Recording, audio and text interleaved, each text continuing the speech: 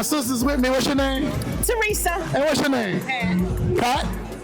Oh, he right there. Come on, Pat. He don't see nothing but your back. Hey, what does Juneteenth mean to you?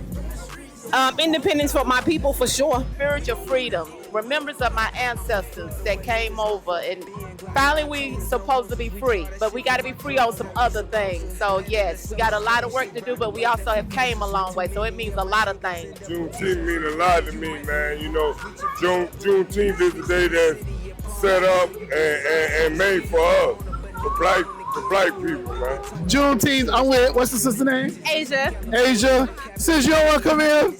All right, she don't want to come. She left you. Asia, what does Juneteenth mean to you? Juneteenth means to me, you know, black people and their freedom and being who they are and accepting who they are. Yeah.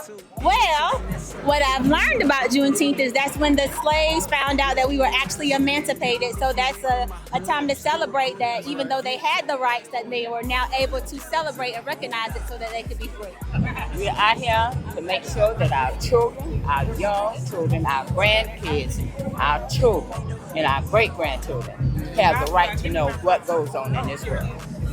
But Juneteenth just means that they had some people who were supposed to be free that weren't free at the same time. The government didn't let them know where they were supposed to be free, even though it wasn't even real freedom, right, when you really belonged to it, because we still didn't own anything at that time or couldn't own anything, but at least you didn't have to work on the field until they were sharecropping out there. I don't even know what it means. You just out here because Somebody told me they had a booth, and I was going to go show up and support them. So you out here to support black people? Why not? You don't even need a reason. He out here just to support black people. That's what I'm talking about, man. Juneteenth to me, man, it means the beginning, man. You know what I'm saying? That's when we finally got our freedom. That's where everything finally got started. You know what I'm saying? Slavery was sort of kind of when they found out about slavery over in Texas. I know it was signed into action before that, but it was on June 19th, 1865 is when they found out about it. Year. Yeah, so Frank, go ahead. yeah, so it's it's about when they found out about it and just celebrating the fact that we're semi-free. Juneteenth to me means when we can come together and know what the real meaning of us supporting each other. Because when you support a black business, you're supporting a black family. So it's us coming together when it's all doing better versus trying to pull each other down, trying to uplift each other. Final days that our people were actually free from slavery. It took just that long for that message to get all the way to Texas to finally end the last days of bondage for our people. So Juneteenth is really our Independence Day. Do you think black people are free? Not mentally. Hell no. Hell no. You heard that? That ought to be the question, will we ever be free? No, there's still a lot of systemic things that's holding us back. And I mean a lot. No. It's a lot of racial discrimination still when it comes to black people. It's a lot of, I don't know how to say it, just not a level where black people can level up themselves in every area. You know what I'm saying? It's always something to bring us down, no matter what we're doing. We're free to an aspect, but we still have a chokehold on us because that's the way the system is set up. But free your mind, prosper yourself, go to school, do what you gotta do to sustain yourself, and you should be all right. No. Okay. No. Whoa.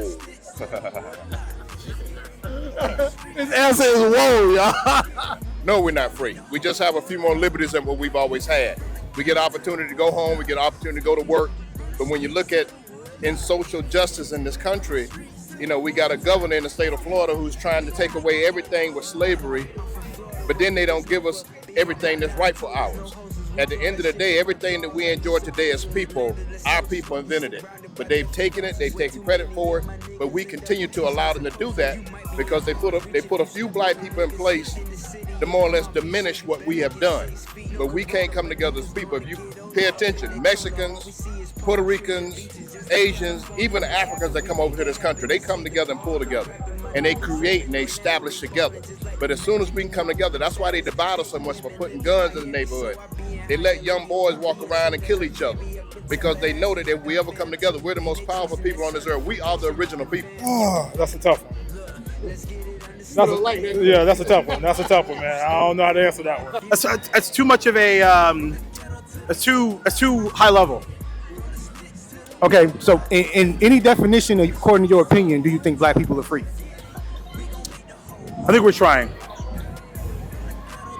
Well, now, because of my position in society and my marketing and everything else, I'm going to say that there is still work to be done on both ends of the spectrum. That is a loaded question.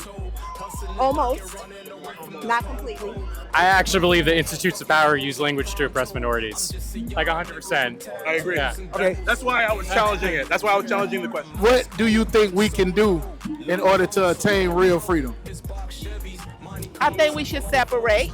Also, we should start our own business. Like we have this event today, it should be every day, you know, where we have everything we always needed. Our own laundry. Go back to what's in the 60s, in the 50s. That's my vision. And I also want my reparations. We gotta love ourselves and love each other. First and foremost, we gotta love ourselves and love each other. That's the first step. You know what I'm saying? After that, we can do anything. We're not going to become free until we free ourselves of the hatred that they put in between us during slavery days. They always put somebody in place to divide us. We got to stop letting those people divide us. Come together, peace and unity among ourselves. Once we do that, ain't nothing we can't do. Pray harder and ask God order our footsteps. That's all I can think of. Nobody gonna teach us nothing, we don't teach each other. Definitely more unified. An argument that I see every day is black men against black women. We need each other. So we honestly should just come together and stop with the BS and do right by each other. And I think that we could do better as a community. I completely agree. I think I need as many black women as I can get. Well, we got to get on one accord. Get on one accord. That would be probably the first thing. Probably not all these different things that just all get on like one accord and just come together. I mean, as a white person, I don't think I have the knowledge base to answer this correctly. All I can do is like go with my friend and what he tells me, right? I think we have to organize. That's the best thing to do, organize. Put all our money, resources, our minds together. All right, I got one more question. If we do that, who get to hold the money? Who gets to hold the money? You be smart as you want to, but if you ain't got no money, what the fuck point? You got no resources, you ain't got no way to assert yourself. Everybody trying to ask for a seat at the table, but if you ain't got a table yourself, then what's the problem? What you doing? I appreciate you, man. Lord be with you, brother. All right, bro. I'm with the I.S.U.P.K. We out here. We believe that unity thing. We black people, all blacks and Spanish must come together. That's the only way we're going to get where we at. But we do need some resources. But we need resources. So send a nigga some money. Yeah, we do. We need to start our own businesses because we don't need to keep giving our money to everybody else, and we can do the same darn thing. That part right there. You got a business? Well, my husband and I, we do real estate a little bit and stuff like that. So yeah. All right, good. I appreciate you for stopping. Pat, you could have said something over there in the corner. You love black people, Pat? I'm gonna ask her some harder questions. Absolutely, that's why we out here. You better believe it. More than anybody, huh? We do. We tell the white man to his face we love black people.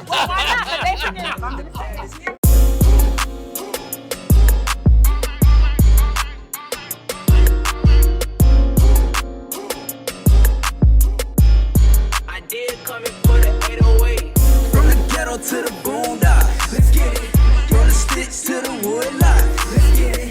From the streets to the wood top, let's get it. We gon' make the whole hood rock.